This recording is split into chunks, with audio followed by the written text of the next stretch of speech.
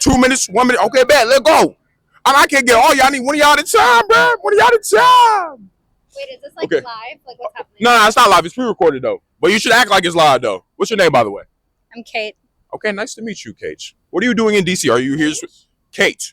Kate. I said Kate. Let's be real. I said Kate. Anyway, right here. So, what are you doing in DC? Are you just hanging out with your friends today? I live here. Oh, you live here. I'm a resident. Okay. How long have you lived in DC? 2 years.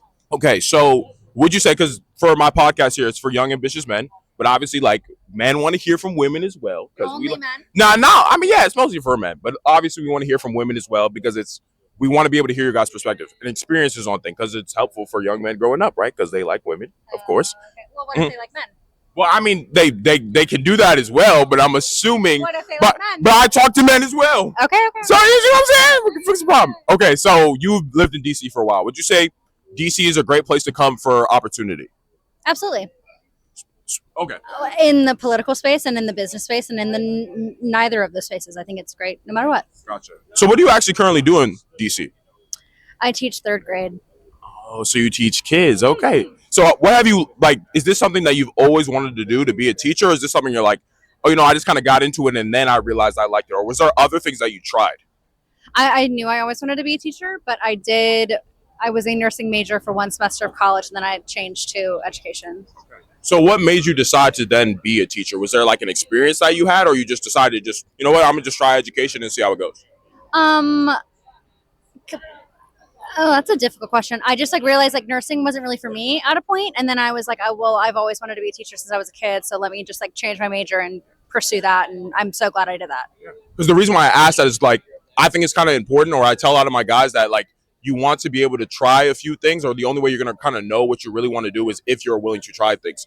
Because for some reason, at least nowadays, a lot of people think purpose comes to them in terms of what they want to do, right, when really it's always going to be better to actually take action and kind of see, which is why I kind of asked that. Well, you can only know what you want to do. It's just you have to know who you are in yourself and what you want to do to go and pursue what you want to do versus what does your partner want you to do? What does your partner see in you? You should be sure of yourself before you're sure of anything else. Yeah, no, of course. Would you say, what have you learned, or what are some interesting things that you have learned being a teacher or teaching, children at a young age? Or, what have you noticed that's interesting that maybe the average person wouldn't know? Because maybe some guys out here want to be teachers. So, just to hear your experience on that. Teaching perspective, or in a being around children perspective? You can actually do both here.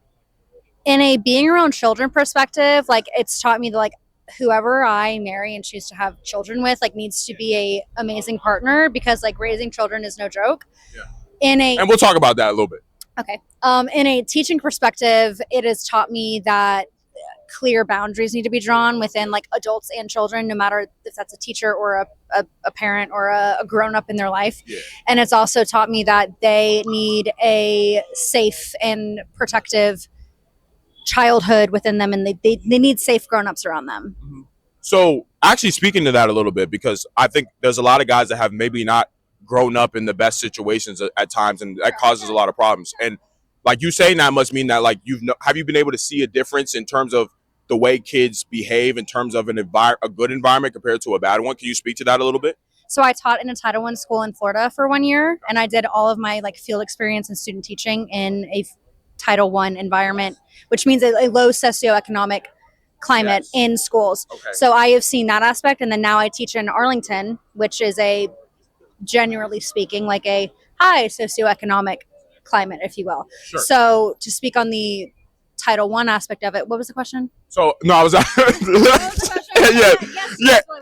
but you went to detail. No, I was asking because you were speaking about how okay, you were especially speaking okay, with somebody you're going to be in a relationship long term, you want to make sure they're amazing because you want your child to be raised in a great environment so they can succeed. Which they can be. Yeah. So I was that's why I was asking, have you, as a teacher, have you seen the difference directly between kids who have been in a worse environment compared to a better environment? What is maybe one thing you could say specific that you've seen?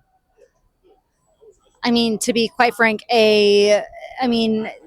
their access to background knowledge, just about the world in general, and their ability to access grade level curriculum in a low socioeconomic climate versus a higher climate. Does that make sense? So it's like a lower one. It's kind of like the low access to kind of information causes problems for like when they're in school, because like in better homes, like the culture is going to kind of be better for them because they're like everybody's here. And we'll actually talk about family structure a little bit in a second, but it's like everybody's kind of there, so by extension they're able to gain more information to be better. Is that correct?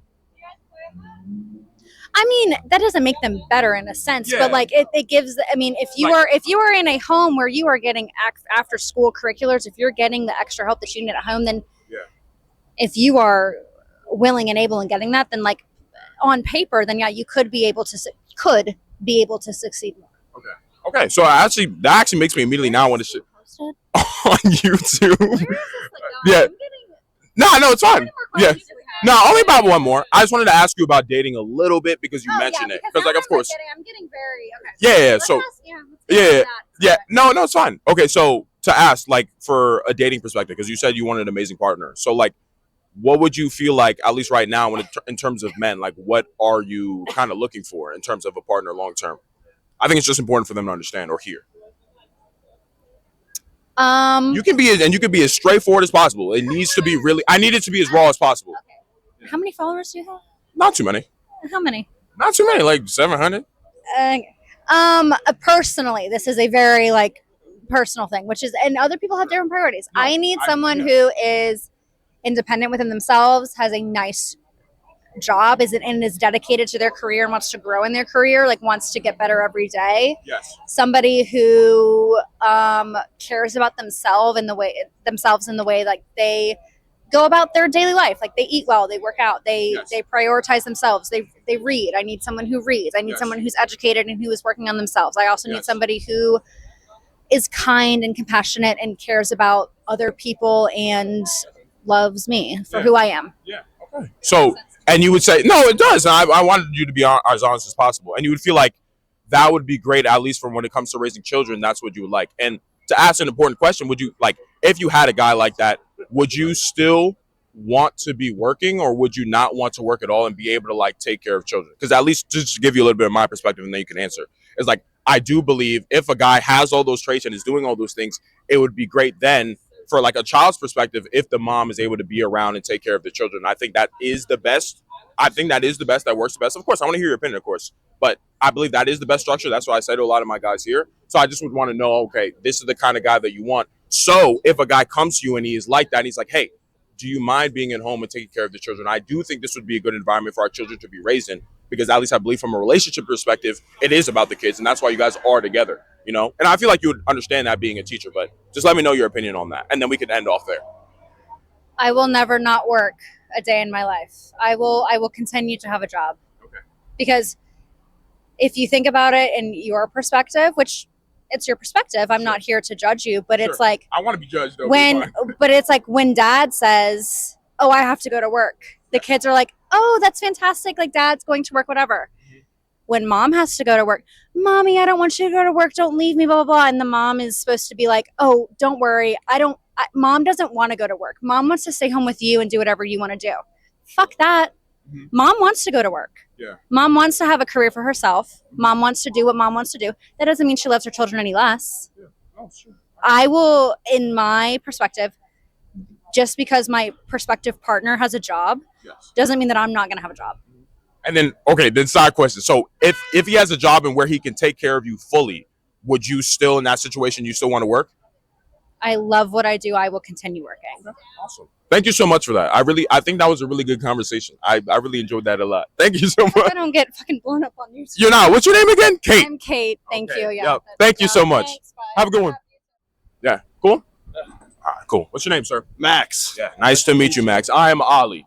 So, do you live in DC? I do not. I'm from Connecticut. Okay. So, are you just like here with family, relaxing? Yeah, just hanging out. So, I got an internship that starts on the 2nd here. I'm working for a senator on the Hill.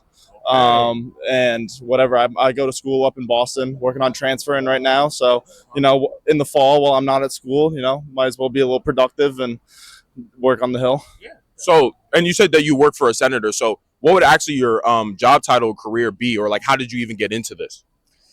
If you can say. No.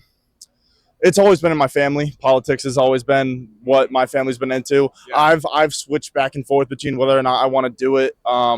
It's whatever. It's a lot of being in the limelight. It's a lot of whatever, not wanting to, have your entire fucking life on whatever on the camera. Yeah. So I switched my major after my first year to finance, but also, that's you got to find a balance to life, and finances, a lot of it's 80-hour weeks or whatever. You really are someone's. I don't know, like whatever you're taking care of someone for like an entire 2-3 years. You have no sense of like you can control what your outcome is. You're working for someone. Yeah. Going, and that's just not the life I want. I just want to, I don't know, find someone nice, settle down, not really care about like whatever how much money I'm making. I also want to contribute to the world, make sure I'm making whatever something good in my life. And finance is just like, there's a lot of it's just very for yourself, selfish. You don't whatever you're not helping other people, you're not seeing the difference you're making in other people's lives, and a lot of it's making the rich, and that's just not what I want for myself. And I think what's really awesome to hear there is like something that I've been touching on with a lot of people I sat down with is like the idea of like finding kind of what you want, because obviously this is for young guys, and like you're going to be in that position whether you're the 18 to like 25 range where you're like, I don't really know what I kind of want to do yet, so you at least tested things out and you're like, all right, finance is not for me, so I'm like, I'd rather do politics where you can kind of have your impact on the world, but it does come with that kind of thing that you're in the limelight, your opinions are kind of in the limelight. So I'd actually want to even talk about that just a little bit. Like, how do you feel about that? Because like obviously politics is kind of a divisive thing. I saw that you had a conversation with your dad, kind of like probably like, okay, be careful what you say. You're in the limelight. So how are you like kind of more okay with being in that position rather than like doing finance, being in front of cameras and talking about like divisive topics? So I mean, like, I think if you have an opinion, you should be able to speak your mind and not worry about what other people say. Sure. Obviously, that comes with a lot. That comes with a lot of stuff. It comes with the cost. Like, I'm not on camera right now. Yeah, exactly. People might not like what I say, but I'm not going to be afraid to say it just because someone might not like it. Yes. Obviously, I think I have opinions that have a lot of empathy to them, and I'm not worried about saying them to other people and caring about what other people say. But some people, I don't know, they have convictions and people might not like it, and that's just, I don't know. You have to be yourself. You can't care about what other people say. You can't worry about that. It's going to consume your entire life. It's going to take up so much space in your mind where you can't focus on something that you really want for yourself. And I mean, obviously politics takes up whatever, that happens a lot in politics, and people just I think there needs to be more discourse where people don't feel as scared to speak what they think. And something that's important there, and I think that a lot of guys struggle with this, and what I've seen about is like the idea of like being yourself. And I kind of want to ask your opinion on this, because this is at least what my findings have been in seeing it. Like, when it comes to being yourself, it's kind of not like something that you just get to be. You don't just like get to be yourself. It's more something that you actually have to grind for. Like, you have to be in those moments, because you just talked about just now how like you have to be willing to say things because it's a part of being yourself. And the only way you basically get to train to be yourself is by saying things that people don't like or might not agree with. And the more you kind of do it, the better you get at being yourself. So would you say that you agree with that or resonate with that at all? I mean, 100%. I mean, I'm not the person who whatever is going to go out there and say whatever the hell I want. Going out saying to the people, no. Yeah. I just mean like it's something I'm still working towards, and I think it's what a lot of people are still working towards is being a genuine person, just being yourself. I mean, it takes courage. It takes a shit ton of courage, because you know that whatever you have to build up that hard shell around yourself to where, and that comes with being surrounded by people who care about you, people who love you. Exactly. And understanding that people come from so many different backgrounds and so many different places that they're not always going to understand what you're going to say. And that's fine. That's just fine. You just have to keep on walking. Just keep on going, man. And don't let their opinions change. Well, I mean, listen to people, understand what they're saying, understand where they're coming from. Like, try and absorb. I think people have a hard time absorbing what other people are saying, like as in like they only listen whatever. Yeah, they have a very closed mind. I think you should take in what other people say, but you don't. They're not everyone's opinion has to matter to you. It doesn't have to matter to you. And one thing I would even say to that, I would actually think that the better you actually get at being yourself, the easier it actually becomes for you to be able to understand and listen to people. At least what I've noticed from an emotional perspective, we're not going to get deep in any politics, but at least what I've noticed from an emotional perspective is like when you're not really able to be honest about what you think or whatever, you kind of are like, or like be honest with people. It puts you in this kind of position where if somebody says something you don't like, you just want to instantly be mad. You don't really want to listen. You don't really want to care because it's like, bro, it hurts you. But like, I think if you train to actually be yourself and understand what's going on and how you move, it puts you kind of in this position where it's like, well, I can hear you out. I can hear and understand your opinion because I'm already set in who I am. So at least what I tell a lot of my guys, I'm like,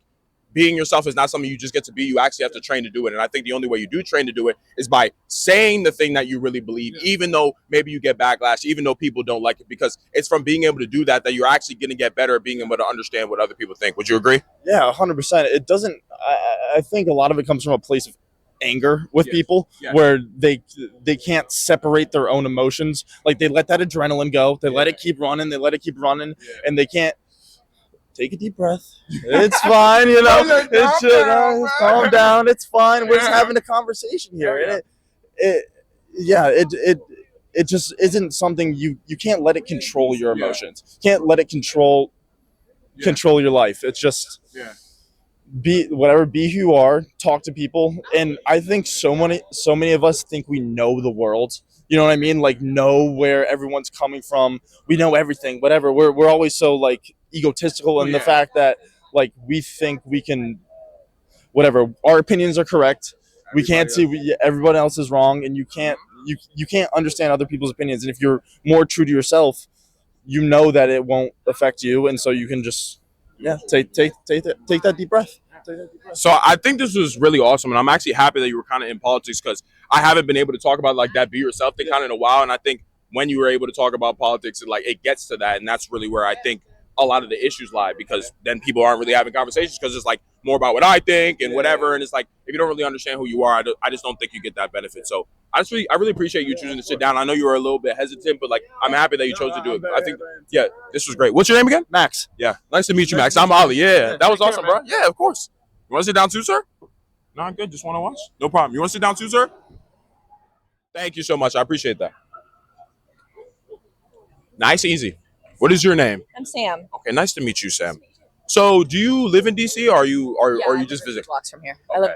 So, at least for my podcast, it's for young ambitious men, right? But obviously, we're talking to like everybody because I think seeing Unless like. you think I'm a young ambitious man. I mean, no, I hope not. Maybe, yeah. Like anyway, yeah, no worries. So so it's for young ambitious men. So I'm talking to like people at different like paths and walks of life, and I kind of want to hear like mainly like in terms of your career. I'll ask you a little bit about dating too, but I ask like mainly in terms of your career because I feel like maybe you have had an experience or you've done some things that maybe some young men want to get into. So being able to like kind of hear your experiences, I believe would be very important. So that's kind of why I'm out here. So I'm sorry, yeah, Ollie. Ollie, nice to meet you. Nice to meet you as well. So what do you actually pursue in DC since you actually live here? Well, so I actually I'm a contractor with the DoD, so there's only so much I'll just let you know if there's something I can. But I work in clinical research. Okay. So I work on, trying to help either prevent diseases or help people, be us medical professionals be able to treat them. And I worked in clinical medicine before that. Okay. Yeah. So what made you decide to get into that career field? Yeah, it sounds kind of cheesy, but I care about people and I like helping them. Yeah. And then it's, you can learn. I like knowing how things work. Yeah, I love living things. Yeah.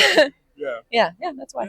So then that's kind of like something you're like, okay, I like helping people, because I would assume that there's like many mediums to do that. Yeah. But it's like research was kind of like, okay, this is great. So it was like maybe research you've always had, like, because like as you just said, like you've always had like, okay, I want to learn about things, and it's like clinical research, especially in terms of diseases. Like this is so cool because the human body is like, there's so many good things about it, but there's so many ways it can go wrong.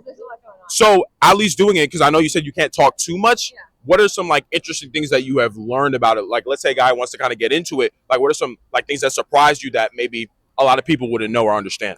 Actually I've done, right now I work in clinical research, but I've worked in a lot of different things. And Okay. so I think people should think about how they like spending their time, Yes. what they care about. Before I worked in research, I worked in healthcare, and I had the great privilege of being around a lot of people either towards the end of their near the end of their lives. And so they talk about regrets they had or regrets they didn't. And mostly from from what I've just seen as one person, but like people care about the people around them, be it a spouse or kids or family or friends that have become family. Absolutely. Or they care about their impact. Honestly, less about most people care less about their job title and more about like how they've affected other people in the world. Or whatever job they've had that allows. First of all, it's also fun. It's a huge privilege to like get to like do something with work that I get paid enough for, and then like that and feel good about it. Like, but also it's perfectly fine to just like go to work, make your money, and then like go. But just do something you care about. Like whether it's like caring about the people, or like there's like a little cute little dog here. Like I do a lot with animal rescue, and like that's how I like spending my time. Yeah, just so that I low-key forgot the question, but that's that was literally perfect. You're saying a bunch of stuff. I'm like so many ringing things in my mind. So because I think it's important for at least a lot of young guys to understand, because what comes with ambition is like we do kind of live in this very like fast-paced kind of like individualistic kind of world, and it seems like wanting more is kind of the mission, especially kind of when you're young. But I think it's important for a lot of guys to realize, because you were just talking about how like when people are on their deathbed, it always goes back to my family, my legacy, how I lived. Never really how much status I had, what was my title, how much money I made. It's like how much impact did I leave? How did I take care of my family? Like you said, like spouse and stuff like that. So you would say that, being able to see that in terms of the human condition, it's like we might want all these things, but in truth, we only want these things, or what I would say for a lot of my guys here is like, you want to be ambitious, you want to achieve a lot of stuff, not just so you can have it, but so you can do things for other people and impact other people. Would you agree with that? I would agree. What I would add is that there's a big difference between, there's this like expression of like money can't buy happiness, and like supposedly it's the Germans, whatever. I read it on the internet, so it must be true. But they said like money doesn't buy happiness, but it calms you down immensely. So there's a big difference between people who have enough money to be stable. Yes, so getting to a point of stability, super important.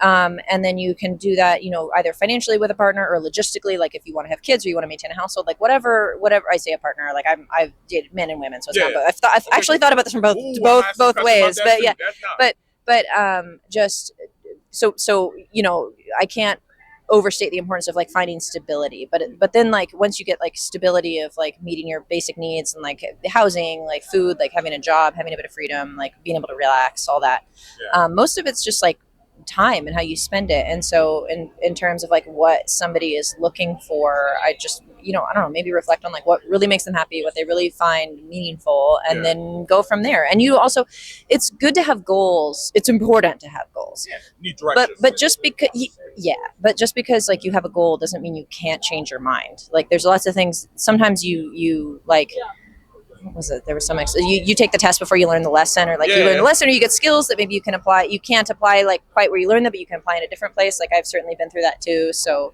is that making sense? No, it does. I just think it's just kind of like awesome to see, because at least even for you, you're kind of seeing that. It's like you always enjoyed helping people, and then you talked about how like I'm financially great, but it's like after that, at least from a financial perspective, because at least a lot of guys when they're younger, they think it's all about the material. I want the material or whatever, but it's like, yes, once you have the material and it's great, and I'm not saying do not have those things, of course, but you want to have those things for a reason. Like I have all this power and this money and this status to do something for someone, and it's like it becomes, to me at least, you get to play this infinite game. And at least for what you're doing now, I feel like it's like an infinite game for you now. Like you get to play this until like you pass on, right? Like you get to do this, and I feel like you derive a lot of pleasure and happiness from that, and you see it as a purpose. Would you attest to that? Yeah, kind of. I think what I look for is finding where I have enough, like where I don't just try to look at jobs for where I can make more money. Basically, it's like, okay, where can I meet my needs? Like, look, I rent my apartment. I make sure I have like enough money to like take care of my pets, like take care of myself, like,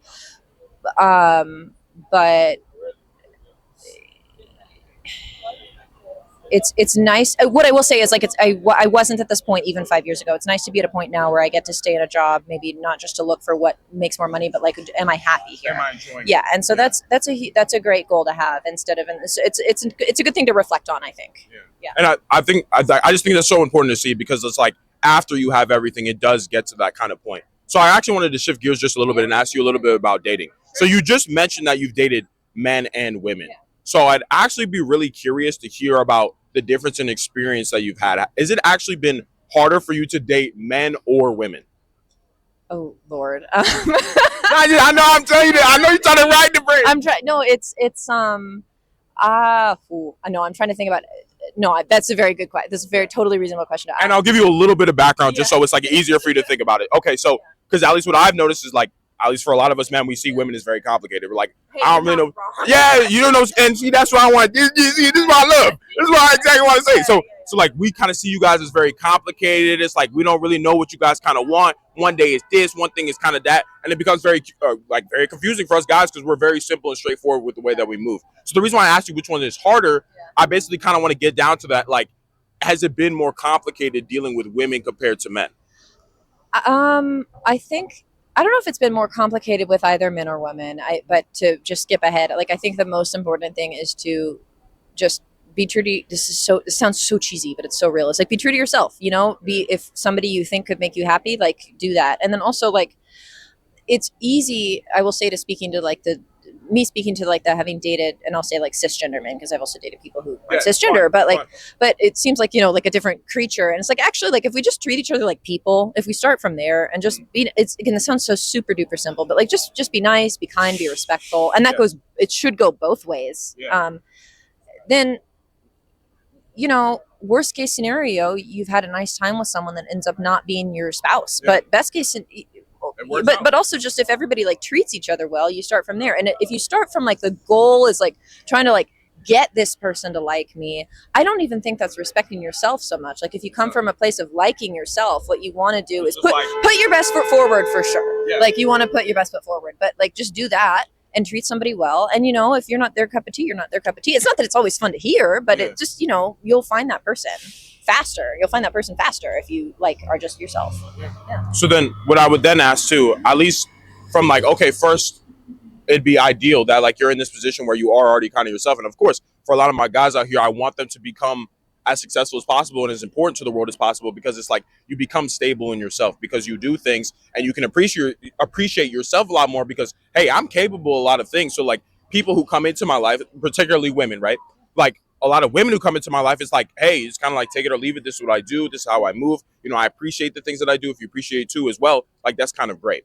So even shifting a little bit to the women kind of side of things, because like, you know, that's the ideal, like the situation I do want them to understand is like, have you seen that with a man, at least when you've dated a man, it's kind of like the role is defined, like in the sense of you do kind of want him to be a certain way. You do want him to be masculine. You do want him to be a leader. You do want him to know what he wants and stuff like that. You do want him to come in and be confident, charismatic, and lead you to a degree, like in the sense of not fully, but like, and this, and like in the sense of like, hey, I kind of want to make sure like I'm coming in and I'm important to her life, and then like I'm playing this kind of role, like I'm important. But like then from maybe the female perspective, dating other women, maybe it's been a little bit more difficult for you because it's like you guys come in, it's like, okay, so who's gonna play the masculine role? Who's gonna kind of play the feminine role? And maybe we don't want to say, oh, there's no, but I get what you mean. Honestly, I get what you mean. Go ahead. So dating like and language around this is loaded, right? But honestly, it seems like it seems like what you're asking is coming from a really good place, and I appreciate that. And I don't want to jump down anybody's throat because they haven't used like, you know, exactly the technical, politically correct, whatever, this, that, and the other. I think this is like, again, like cheesy, but I dance, and I do like Latin dance and swing dance and things like that. And in dance, there's leads and follows in partner dances. Sure. And oftentimes you think of like the man being the lead and the woman being the follow. It doesn't have to be that way, but let's say, 1 second. There's just loud cars. It's like that most of the time, where there's a lead and a follow in dance. And I got better at swing dance than I did at Latin dance, and where I used to teach swing dance, so I had to also learn how to lead. And for me, when you're just in a social dance setting, it's mostly about connection and rhythm. And if people have that and are there to like have a good time, then it's really fun. And but there is something to be said for somebody who is leading, like being a good lead or being a good follow is not the same as like being a good dancer. Because there's also like solo dance. Like I also used to like this could be a whole tangent, but it's not. But I also used to belly dance. You do that alone. You don't have to like pay super a lot of attention to what somebody else is doing. But both leading and following, you have to pay attention to what somebody else is doing. And so somebody can be a good dancer but not a good lead.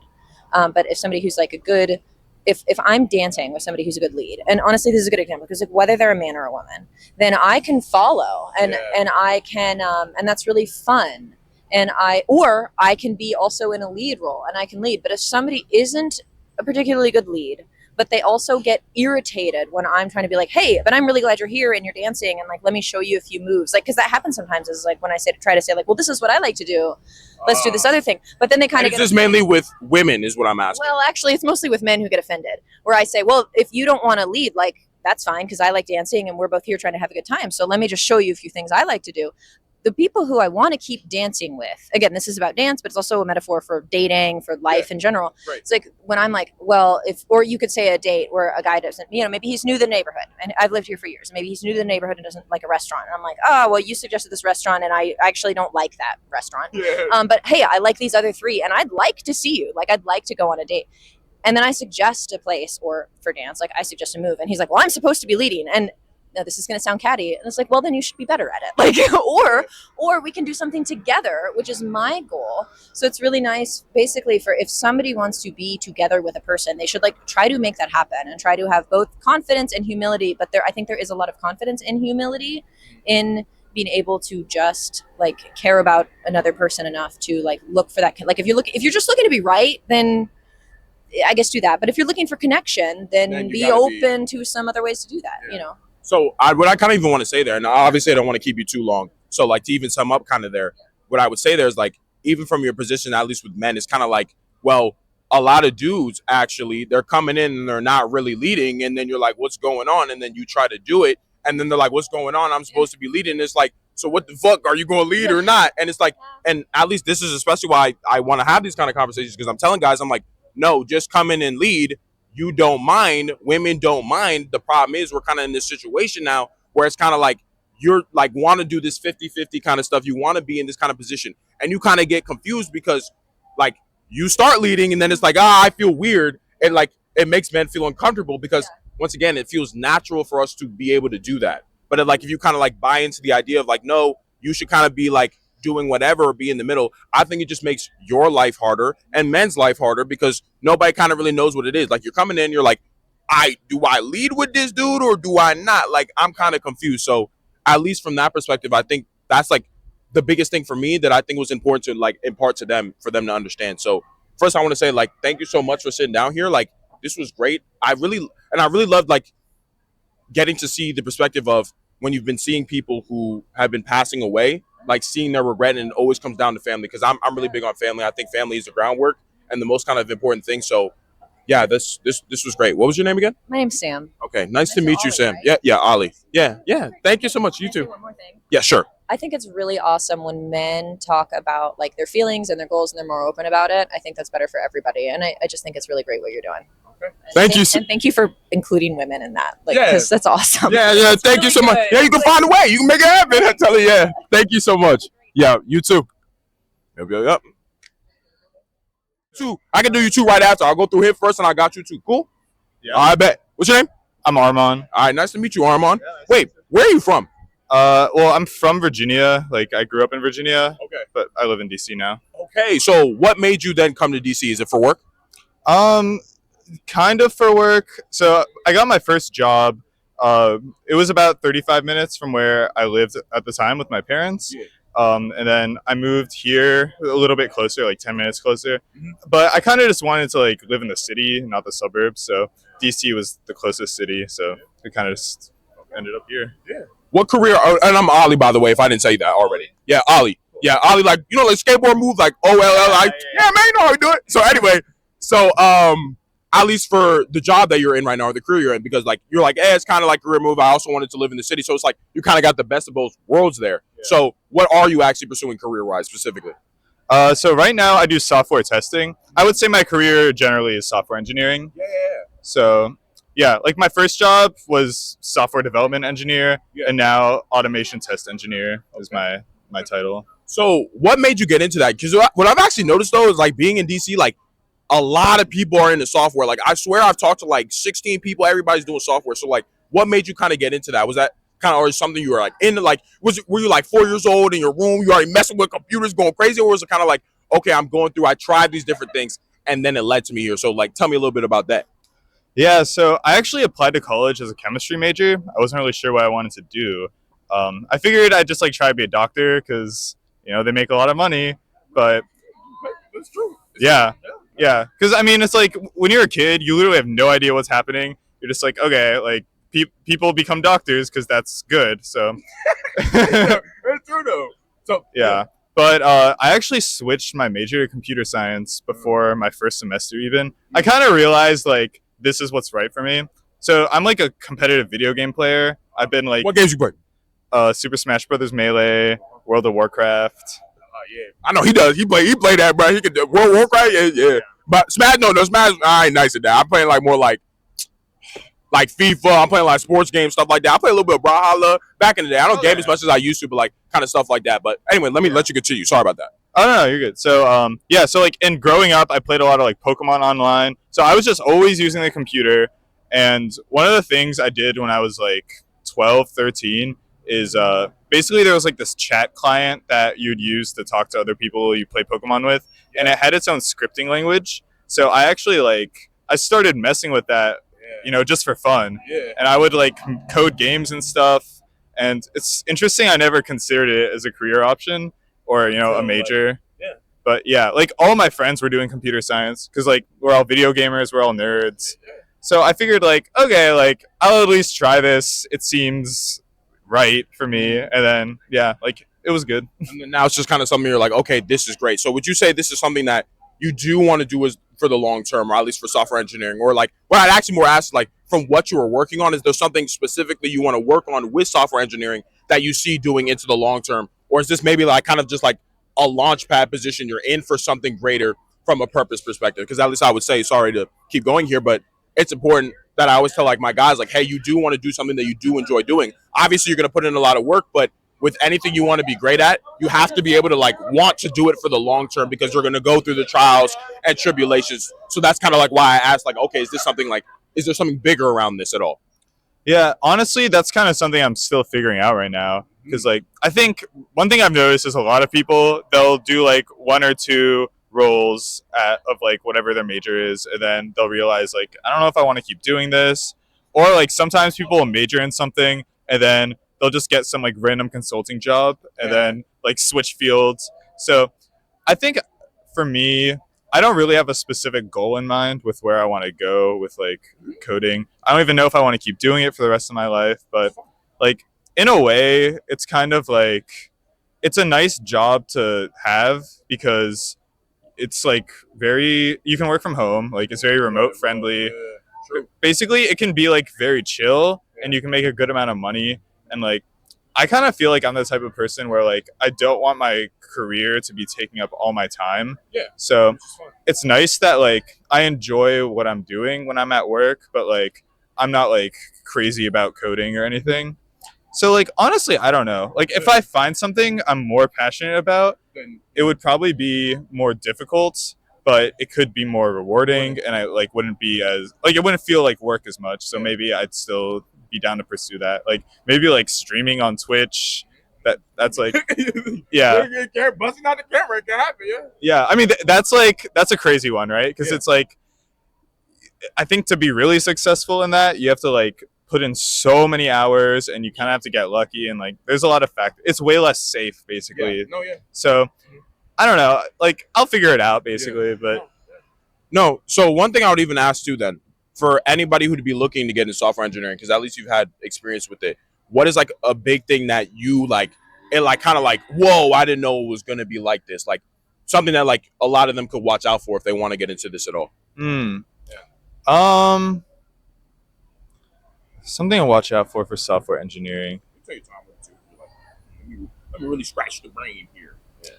Yeah, I guess it's like when you're in school for software engineering, you spend a lot of time learning like how computers work, stuff like that. Like you kind of learn a lot of stuff that you don't use practically at roles.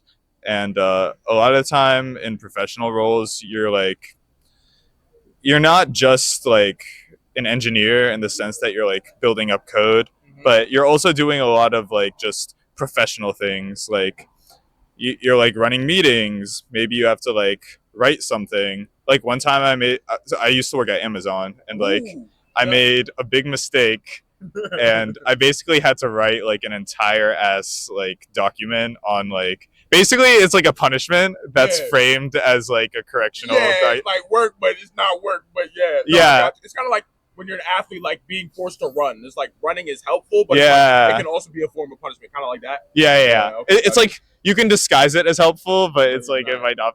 So maybe the most important thing I did at Amazon was write that document. So it's like, like coding's important, but also just like being a professional is I guess maybe every job requires that, but like those types of skills, but you still have to be good at those things. You can't just like lock yourself in your room, not interact with people. So it's like kind of like realizing that, like, yes, for at least, well, I mean, as you were even saying too, this is kind of like with every job, but like whether it's software engineering or anything else, is like you kind of have to have the other professional aspects around it too, including it. So like you can be successful in it. Is that true? Yeah. Okay. And like I think those types of skills will make you more successful at like literally any role you do. So like that's probably the most important thing at like being good at your job. So I want to appreciate you for that. That was really great. I mean, I've been hearing a lot about software engineering. I'm like, man, maybe I should just see what's going on because I've been hearing a lot about it. But like, I'm glad to see that like you've been able to like maybe reconnect with your childhood like a little bit there. Where you're like, I was playing Pokemon. I was doing that. I was looking at the child. I'm like, hold on, I could just do this like too. So I think that's really great. And actually, one thing I want to say too that I just think is important for them to understand is how you're kind of talking about like, I enjoy what I do at work, but I also enjoy other things outside of it because obviously my channel is for young ambitious men. But I think it's also important for young ambitious men to realize that not everyone is ambitious, and that's not necessarily a bad thing. Just understand that not everybody's like you. So don't try to like force your expectations. And because I could sit here and just be like, you should be working 1 billion hours. It doesn't matter, whatever. But the thing is, that might not be what you really want to do. I might like doing that. I might not mind working all the time if I really enjoy something I do. But I think it's good to be able to still hear that perspective. So I just want to say I appreciate you a lot for that. What was your name again? I'm Armand. All right, nice to meet you, Armand. That was great, man. That was awesome. Yeah, bro. Yeah, you want to sit down too, Ross? Yeah, let's get it, man. Let's get it, bro. We got to make it nice and quick, bro. All right, man. What's your name? Michael. Okay, nice to meet you, Michael. I am Ali, as you had heard. So are you also living in D.C.? Because I'm seeing you guys are homies. So I actually live in Fairfax, so not too far. Oh, yeah. Okay, so, and then now you're just down here, like, chilling with your homie. Yeah, actually. So I think we've been friends for about, like, 7 years or so. Yeah. So it's, like, kind of nice, like, oh, bet you in D.C. now? Like, let's go down there. No, that's a good move, bro. It is nice. My job has got me to the point where it's very easy for me to be like, nah, I'm not coming out. Yeah. So, like, I'm trying to, as we get into this next school year, not let that happen again. Yeah, I'm trying to have a good time. And I think it's kind of important, too, because at least for a lot of the guys I talk to, too, like, it's kind of like on this, like, Sigma grind, say you should be alone all the time, which I do think is important to have that period. But at least you realize, like, okay, it was cool being inside because of my job, and we'll talk about that in a second. It was cool being inside with my job and kind of stuff like that, but I actually do want to get out more, be more social, maybe hop on the FYAM podcast, whatever it is, because it's really important. So that's just something I really wanted to quickly touch on and remind them about. So can you tell me a little bit about, like, the job that you do? Yeah. So I'm a teacher. I've been a teacher for about 4 years full-time teaching, been a site-based sub for 1 year, long-term sub for a year, and then a substitute for a year before that. Gotcha. It's a job that is very easy to put too much of your effort and energy into. And the burnout is real. I was warned about it by my coworkers, and I'm like, I've had hard jobs before. I've been burnt out before. I can manage it. Whew, no, I should have taken their word for it. Yeah. Because, that shit kicked my ass. But after a certain point, I realized, like, you can't put everything into work. Doesn't matter how much you like your work or how much emphasis you put on it. Because at the end of the day, like, you need to take care of yourself first so you could do an effective job as well. Yeah. So what level do you teach at? What is, like, the subject that you teach at? Can you tell me a little bit about that? So I teach high school. So I teach pretty much a range of all like 9th through 12th. Okay, gotcha. I focus on social studies, and they also kind of wrapped me into English. So that was a bit of a surprise when I first got hired. They're like, "Oh, you're teaching this class you have no education on except for high school." Yeah, bro. So Figure it out as I go, bro. yeah, but I did it. I embraced it. It was tricky though. So I taught government, English, like early world history, modern world history, geography. So in just my short time, I've been through quite a few classes. I do enjoy it. It wasn't quite what I expected when I was going into it when I was in college. It never usually is, right? Yeah, the classes were very misleading. It was They did not help me nearly as much as like actual experience helped me. And I was actually gonna sorry about that. So I was actually gonna even talk about that because this is something that I've seen as a reoccurring theme.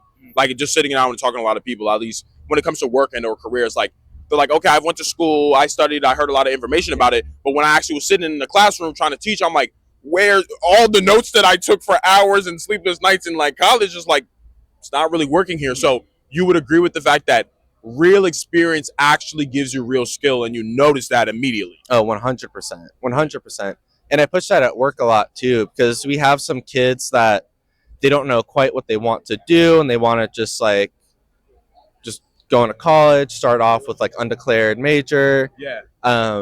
And I try telling them too, I'm like, do that. Yes. Like if you feel like you want to go to college, but also make sure while you're doing that, you need to also have some sort of work experience as well. Do something on top of that. Yeah. So you know like what it's like to really do the thing. Yes. And maybe try a few different jobs in a few different fields because like you don't know what you're gonna like. You might be under the impression like I want to do this like after high school or after college, and you start it and you end up hating it. So best to start as early as possible.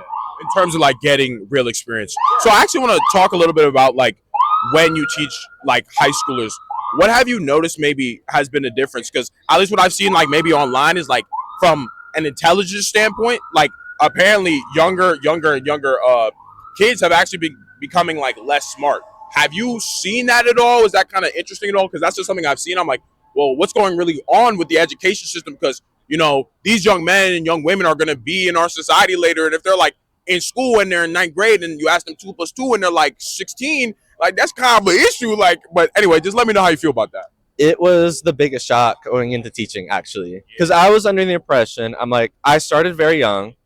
So as soon as I got my bachelor's, I started getting my master's and immediately started substituting. Their ability to read and write is significantly lower than when I was in high school. I'm only 27. So that was not that long ago. And seeing that dramatic drop and talking to my coworkers, some who've been teaching for decades, they said this has been happening for like the last like 30 years. And just once COVID hit and phones hit, it just was a sharp collapse. It's kind of concerning. And they've also developed like learned helplessness as well, where they just are so used to getting the answers. If they say, I don't know how to do this, this is too hard, it's like they're not taught, all right, how do I power through this? They just want the immediate answer, immediate gratification, move on, let's go. They do not value challenge. I mean, this is just broadly speaking. This is not all students, but it's the trend I've noticed. And it was concerning. You know what's crazy? Because I actually talked to another teacher yesterday, and she said the exact same thing. It's like, they're like if they don't instantly get something, it's like, whatever, I can't solve the problem, it's over, whatever. And I just think they'll just sit like just stare like this. They won't do anything. Like, no more brain. I'm like, well, I get, and I just think that's like so horrible to see, because like these are the young men and young women that are going to be in society. And at least with me, I guess that helps with my kind of my mission for young ambitious men. Like, I'm trying to teach a lot of the skills, especially from a mental standpoint, of how to persevere through things, and how to become more successful, how to deal with trials and tribulations, because that's really what it takes to succeed. And even from an education standpoint, like when you're teaching them, like that's what you're even urging them to do. It's not like you're just giving them the answer. They're like, no, here's how to solve the problem. You have to kind of solve the problem. If you don't know how, well, maybe try different things, do this, do that. Because to me, it's not even really about an IQ thing that I was necessarily asking. It's like to hear that it's not like maybe they're not as smart. Maybe a lot of them are bright and have like, you know, they're able to understand things well. It's more of like the perseverance standpoint that is actually becoming the issue. So I think that's kind of unfortunate to see.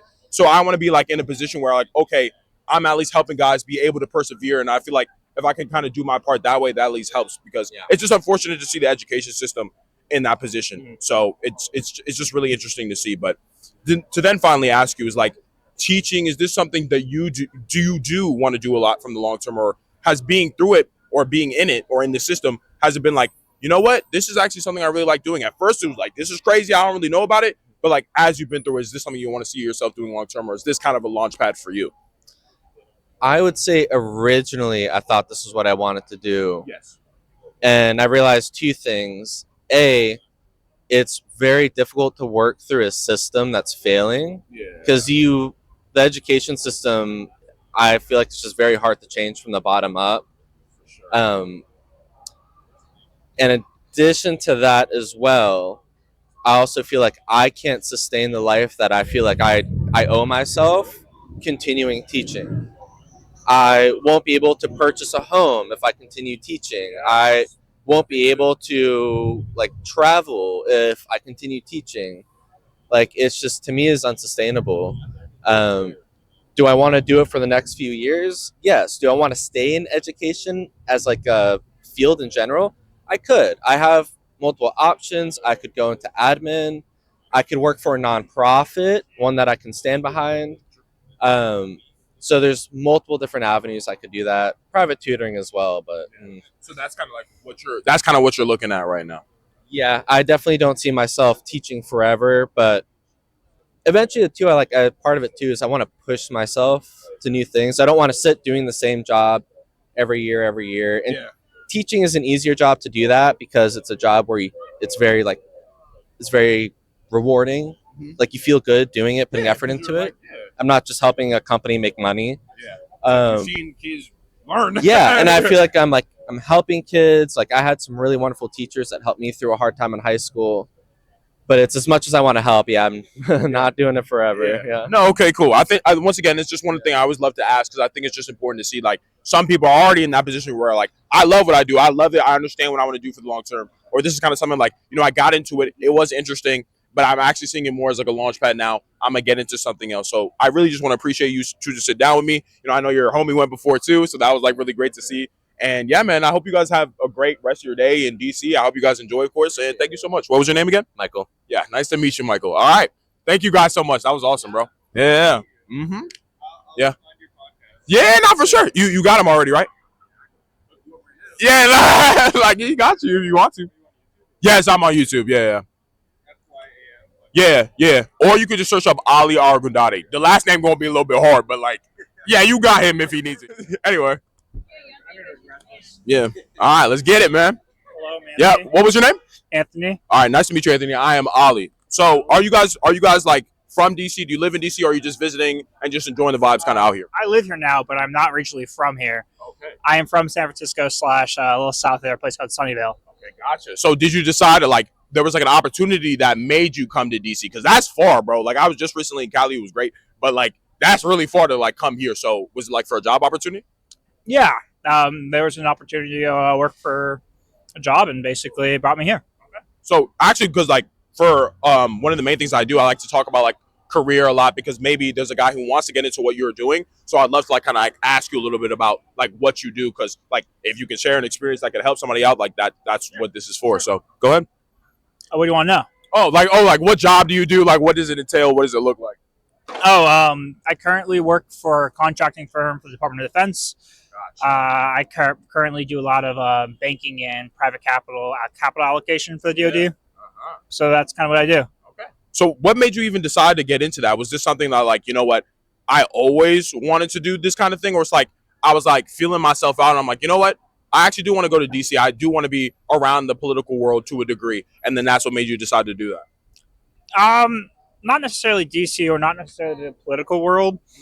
It was always like I wanted an ability to basically do super interesting work that offered me like very lot, like a lot of creativity, not a lot of constraints. Yeah. And so this is what is the result of that. It was not necessarily a persistent desire to do it, much more driven, just like, hey, like figuring it out. Yeah. Like it's much like you're gonna sit back and you're gonna say, I want to do this, I want to do that job, but those jobs are based off underlying values, and those values are based off of underlying things that you desire. True. So it's more the job is a match after you determine that. Okay, so it's kind of like more like, okay, I just want a place where I can be creative, and then I'm like, okay, this is a good medium, and that's kind of what made you make that decision. Okay, so like, tell me a little bit about like what you do in terms of like, because you said you work for the Department of Defense. Was that correct? Department of Defense, and you also said you did, was it equity? Can you say that again? So I'm a contractor, so I work for a contracting firm that works for the DoD.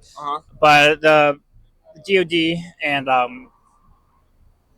it's have you ever it's like banking in a sense. So basically, you are deploying capital in the form of loans to basically help build businesses. Yes, okay. Because like it's interesting though that I've like, because you're one of the first people that I've actually has talked about it a little bit. Yeah. So like, what have you seen being in that world? Because I would say that's kind of like, it tells you a lot of truths about finances, like especially when you mess around loans and like people who need businesses loans. Like you get to understand about stuff about finances that you would have never really been seeing. So what are like some things that you've been able to see being a part of this? Things I've seen. I mean, I think that people kind of assume you have to be excessively sophisticated to be a borrower or a lender, and the truth is that you just kind of have to be. Nah, it's like trust is based off integrity. Integrity, like people say, I gotta be trustworthy. It's not trustworthy. It's more like, so you got to be willing to go the distance. Really, understand the details, be persevere, have some not resolution, but resilience in that sense. Yeah. It's really just like very being well understood in your field, and from there pushing forward. Okay. And one thing I would kind of ask, at least for the people who do come to take loans, what makes you like decide to give somebody a loan? Because I know I mentioned the word trustworthy, but it's like, is it more like proving that you are trustworthy is what gets you loans, or is it like different? Well, I'm not the one who gives the loan. I just do the work to support it. Yeah. What gets you that thing? I mean, it's so if you don't know, it's so fun. Yeah, it's credit. So credit basically means you either it's a demonstration of historical ability to repay a debt, or it's through either some assurity in the future that you can repay the debt. Yeah. So that those terms can come in any shape or form. Like on the retail / consumer perspective, it's your credit score. It's your length, and that credit score is a representation of your history as a borrower, the amount of outstanding debt you have, your ability to pay on time, and everything as such. The same thing exists in the corporate / institutional world. You just call it differently. A score is a representation of a single thing, but in like if you go institutional, you have your investment grade bonds, your non-investment grade bonds, and then you have basically informal ratings as well. It's just a number at the end of the day. So, and it's crazy, at least for me, because like that's at least a world that I do want to understand a lot more. I guess like just from regular based business, I understand a little bit. Like from that world, I'm like, bro, I gotta understand like a lot more. So like, at least I'm glad that you're able to like at least give me some interesting insight there. And at least for a lot of my guys that do want to get into that world, at least they get a chance to see or like hear what that feels like. And you said that you're not really the one who gives out the loans. Yeah. So what is the work, like an example of the work that you would do for the people that do give out these loans? So credit is when you do deal making, it's broken up between juniors and seniors. Seniors are the ones who basically make the decisions. Juniors are the ones that do the work. I'm a junior in that sense. Gotcha. So like if whoever gives out the loans is going to be the government employee who makes the decision to do so, because I'm not a government employee. Yeah. I'm making a representation of being that. It's going to be the seniors, the government employees, basically collectively come together to basically look at the merits of that credit effectively. Mm-hmm. And the merits of that credit is going to be based off the borrower's ability to repay, the exposure the company or the office wants to take on that, as well as like, just the underlying dynamics in the market, both macro and micro. So is this something that you do want to like go up to the senior level, or even just more broadly kind of ask, is this something that you do want to do for the long term, or you see yourself having a very long career in this or anything of that nature?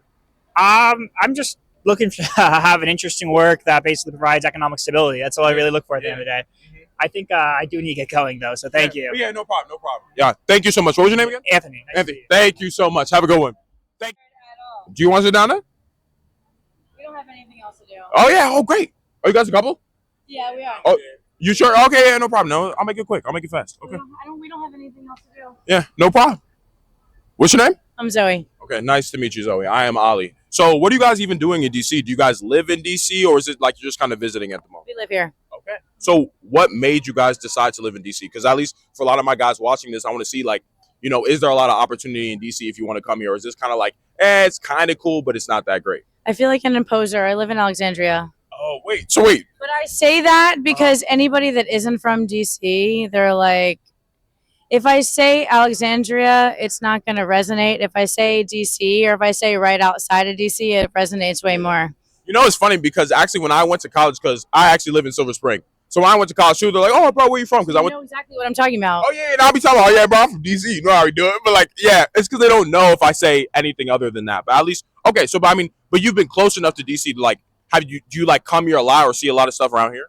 Well, we're here tonight. We come here almost every weekend. Okay. So would you say that there is a lot of opportunity from what you've seen? Because, like, I've been around here, but this is only the first time I started coming here. 100%. Significantly more opportunity than, like, almost anywhere else in the world. Okay. So could I ask you a little bit about like what you do? Like what is your career field? Yeah, I'm in business development. So what made you decide to get into business development? Is this like school? You went to college or anything like that? I did go to college. I was in marketing. I ended up being in sales through that somehow. I don't know why. It is like it's not for the weak, but yeah. So from there you were like, okay, I kind of want to do business development. I want to get into it. No, I don't think anyone chooses sales. I think it chooses them. And then you just start selling stuff to people. Exactly. Yeah, I get that. So at least what have you learned at least from being in sales? Because actually a lot of guys, I think it's actually a good starting point to get in sales because I think it's a good way to actually learn how to socialize and like kind of talk to people too, while also, of course, making money. But like I think that's still an important skill to learn. So what have you kind of experienced or what did you learn kind of about people just in general from being in sales? It's everything as a projection. Do not take anything seriously. Take everything with a grain of salt. Because it doesn't matter how cute you are. People will slam the door in your face.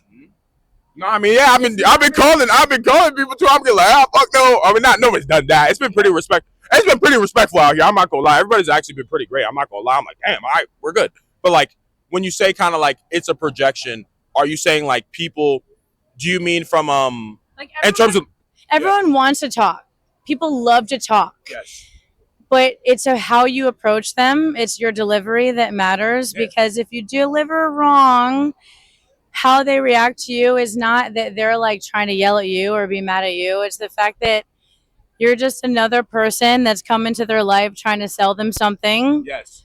So it's not about you. It's just about the experiences that they've had. So you have to learn to take everything with a grain of salt. Yeah. So would you say that even when you have been selling, then it's been more about how like, okay, do I understand the person that I'm talking to? Because like in the way that you were saying, like, it's not about you being the seller of selling something. It's like, hey, it's about them. And it's like when you kind of get in that position where, or maybe you're like trying to force a sale or it's like you get angry with them because at the end of the day, it's like more of like a dance because obviously they're here. They do want to buy something or why else would they be here, on the sales? But like they do want to buy something. So it's kind of like a dance to get them to decide whether they want to make the decision or not. Would you agree with that sentiment at all? Absolutely. Yeah. Listen, you don't have to like what I'm selling. You just have to like me. And it's facts though. Because like if they like you, they gonna buy anything from you. Like no matter what I'm selling. They'll buy it if they like me because you're only going to work with people that you want to get a drink with. Yeah. So then you've actually noticed that almost the best way to actually sell a product is it's to not sell the product. It's to actually sell yourself to the person, and that will make them want to buy. Authentically. I'm not saying fake it. Of course. No. I mean, I'm just saying like organically and authentically, like the best salesperson is just them. Yeah. And they're passionate about what they're selling, and that's how they make the sale. Okay. So is this kind of like something, at least from a sales perspective, is this something that you want to do longer term? I know you did say like nobody just kind of gets into sales and kind of gets into you, if that makes sense. Is this something that you do see yourself doing, excuse me, for the long term? Or is this kind of like, okay, this might be a stepping stone and with me doing this, okay, I'm making good money, it's great, but I want to do something bigger. I have a bigger purpose kind of around it. I'd love to like not work, right? So my goal is to work hard enough to have people under me. And to have people that like sort of listen to the direction that I've worked so hard at knowing is the right direction. Yeah. So my goal is to continue being a boss, like business lady. Yeah. And eventually like do it so well where I'm working still, but not in the same way that I've like been working for the last like 10 years. Yeah, so you want to be more of a delegator, I guess. Like, yeah, you want to be like CEO, you're running the company, you're making important decisions, but you're not working in the business. Does that make sense? Exactly. Yeah. Okay, so no, that's really awesome to hear. I think you're actually one of the first salespeople that I've actually been able to sit with, because I've been like actually studying sales a lot and been seeing it. And like the minute you said that kind of thing, and like, no, you got like, they just have to like you. It's not even really about what you're selling, because I think when you get into sales, you think to yourself that it's all about the product. You know, no one really is perfect. Yeah. And it doesn't really matter how much you know. Yeah. Like I can literally know every single thing, but if you and I don't connect, like we're not going to work well together. Yeah. It doesn't matter like how much I know. Yeah. It's like really just the thing like, hey, I like this person, and then they recommended me something, so I'm automatically. It's kind of like when your homies put you on to something, like you're more likely to listen to your homie to do something than just do something randomly, right? Exactly. So that was really awesome. I'm really glad you chose to sit down. I know you got spun the block. You're like, you know what? Let's just see what's going on. So I appreciate you giving me the opportunity. Whatever you're doing. Yeah, I really do appreciate that. I'm really trying to go hard with this. I want this to be something bigger, of course. So I really do appreciate that. What was your name again? I'm Zoe. Nice to meet you, Zoe. Nice to meet Thank you so much. Yeah. Thank you so much. Yeah, of course. Yeah, of course. Killing it. Yeah, thank you so much. You sure, boss man? You don't want to sit down? You ready? All right, bro. I appreciate that, bro. I know I had to make you wait. Sorry about that. Yeah. Of course. Thank you so much, man. I appreciate it. Yeah, of course. Yeah. Have a good one, guys. 60 seconds. I mean, all right. I'm like, yeah, 1 to 2. All right, I'll make it as fast as possible. Yeah. No problem. What's your name, bro? Sam. Okay. Do you live in DC? I don't. I'm from New York. Okay. No. So what made you decide to come down to DC? For work. Get the bag. That's what it is. I bet. What work do you do? Oh, that's private. It's Okay. confidential. Okay. But we're in the creative space and we're doing creative things this weekend. Mhm. And I'm happy to be here. DC is a great city, Okay. or district, should I say. Yeah. And yeah. Yeah. So then the only question I'll ask you, because I know you want this to be quick, what do you feel like DC is a great place for a lot of young guys to come to? Because this podcast is actually for young, ambitious men. So I like ask people about their experiences. So like maybe if a young guy wants to do something too, maybe that you're doing, I know you said you can't really disclose what you do, but like just to understand, like, hey, okay, maybe he has an experience I could resonate with and I could use in my own life. So would you say DC is a good place to come for a lot of opportunities, at least for the space that you're in? You don't have to be specific about what you do, but for, yeah. Yeah, totally. I mean, anything I feel like you're looking to be ambitious with, to do, you could definitely find it in DC. There's a lot of opportunities here besides like what it's painted for. You just got to go out there and, like create those opportunities for you, Yeah. and they'll definitely show up. So, And you would say that's something that you decided to do when you came here and it's been paying off for you. well, I mean, DC definitely opened up a lot of opportunities for me to come over here, and there's a lot of creative space going on in New York, and DC opened up those doors to come over here and experience those same type of opportunities and just venture on to those things. Yeah. So yeah, DC is definitely a dope place to be, to and even what you're doing here, like a podcast, just enjoying like all the people. The scenery is very diverse. You're gonna meet a lot of interesting people. So yeah, DC is lit for sure. I appreciate that. I'll obviously be respectful of your time. What was your name again? Sam. All right, nice to meet you, Sam. Thank you so much. Ali. Yeah. Ali's the man. Yeah, thank you so much, man. Yep. Have a good one, boss. Good luck with everything too, man. Yeah, of course. Like 4 minutes, 5 minutes. I'll try to keep it as quick as possible. You know what I'm saying? All right, real fast. What's your name, boss? Corey. All right, nice to meet you, Corey. Yeah, my name is Ali. Okay. Yeah. So do you live in DC, or are you just like here visiting or I chilling? live in Connecticut. I'm visiting. Okay. So what? So okay, you're just here for work, or are you just visiting? Just visiting for the weekend. Okay. Got it. Yes, sir. Okay. Because I was gonna ask, because for a lot of my guys, if they want to like come to DC, like I was gonna ask people like, hey, is this a great place for opportunity? Yeah. But you don't live here, so I don't live here, yeah. So what would you say, like for like a job perspective, Yeah. at least, what do you do right now? I'm a brand designer, so I work with a tech company, and I do their branding work for events, for anything internal, for their Yeah. clients and stuff like that.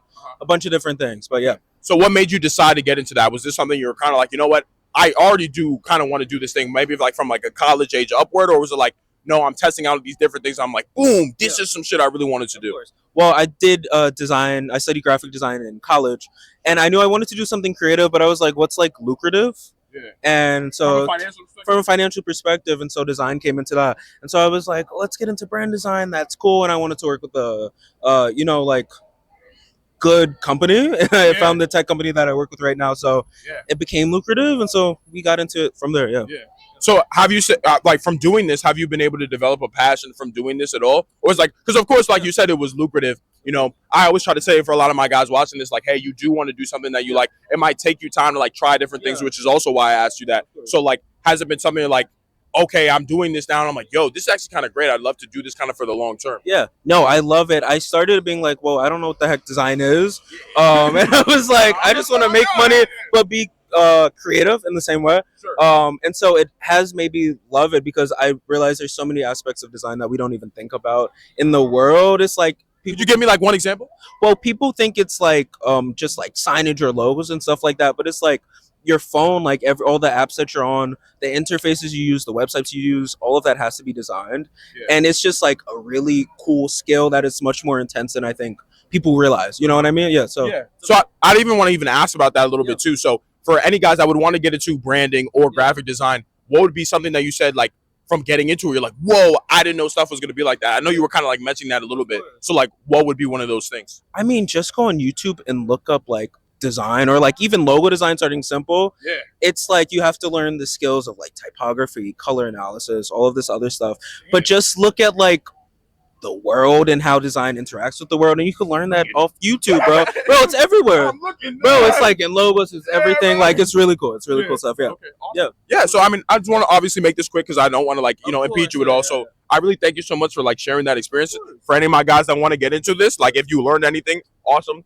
I'm happy to help you guys. So yeah, man. So what was your name again? Corey. Yeah. Nice to meet you, Corey. Nice to meet you, Yep. boss, man. Yeah. Appreciate it. Have a good one. Appreciate it. Thank you. Too. Yep. You guys have a good night. Unless one of you guys want to sit down real quick too. Yeah. Okay. Yeah. No problem. Yeah. I actually talked to her earlier. What's your name, man? Lagosu. Yeah, Ladosu. Nice to meet you. I'm Ali. Ladosu? Lagosu. Yes, sir. Right? Okay, thank you so much. I'm Ali, by the way. So, do you live in DC or are you visiting here? Live in DC. Yeah. Got you. So, would you say, at least for like my channel, it's for young, ambitious men, maybe she told you a little bit about it already, but like it's a men's development and improvement channel. So, I'm like asking different people from different walks of life about their experiences because maybe you have experiences that a lot of young guys can learn from and be like, oh, I didn't actually really know that. Now that I know that, I can use that in my own life to achieve my goals. So, like you said that you did not live in DC? No, I live in DC. Okay. You live in DC. Okay, so I was gonna first ask, like, since you do live in DC, would you say this is a great place for young men to come for opportunity? There's a lot of opportunities here. Absolutely. Like, I mean, in the world right now, it's a tough time, but like, absolutely, there's a lot of opportunities in DC. Yeah, for sure. So, what is the work that you actually currently do in DC? So I work with a couple of nonprofits that do business development and grant support for small businesses. So, yeah. So, what made you decide to get into that? Was this something that you're like, you know what, this is always an angle I've been looking towards, or I've had some stuff like since growing up, I'm like, yeah, this was always going to be kind of my angle? Or it's more like you bounced around, tried different things, you're like, boom, nah, this is it. Let me cook with this for a little while. Definitely the latter. Definitely the latter. Like, I came to DC to go to architecture school. Okay. And then so once I graduated, the job market was really, really tough. And I had to find like part-time work, and just happened to find like a part-time floor plan designer job.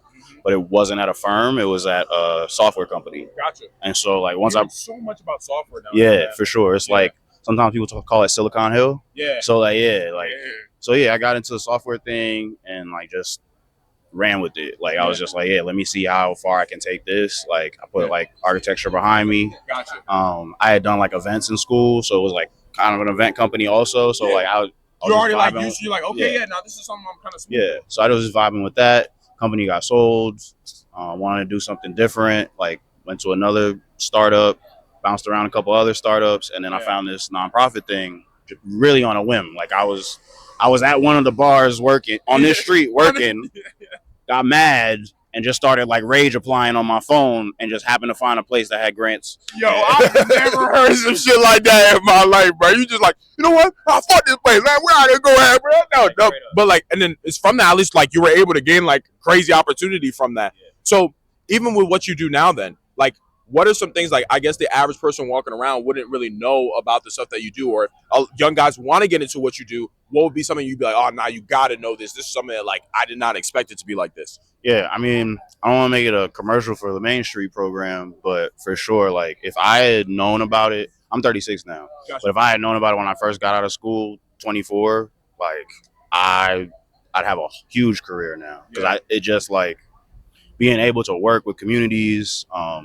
do events, help small businesses stay alive, bring people joy a little bit, like, and also getting to do like some like historic preservation. Like, I get to use some of my architecture background too. So like, it's like it's like fully rounded, and like I think any young person from any type of major or discipline can hop into like a main street or a bid program and really like, affect change in their area. So yeah. So I actually want to ask a question too about this, because a lot of young guys would actually want to start small businesses, and like you help to keep small businesses alive. So like, what are some things that you're kind of seeing in like terms of what small businesses struggle with? Because maybe like for a lot of guys coming out, they're like, well, you're going to start as a small business when you're only you're not going to be a big business until you have other employees, other people you kind of work for. So what are some things that you have seen trying to keep these small businesses alive, or like issues or problems?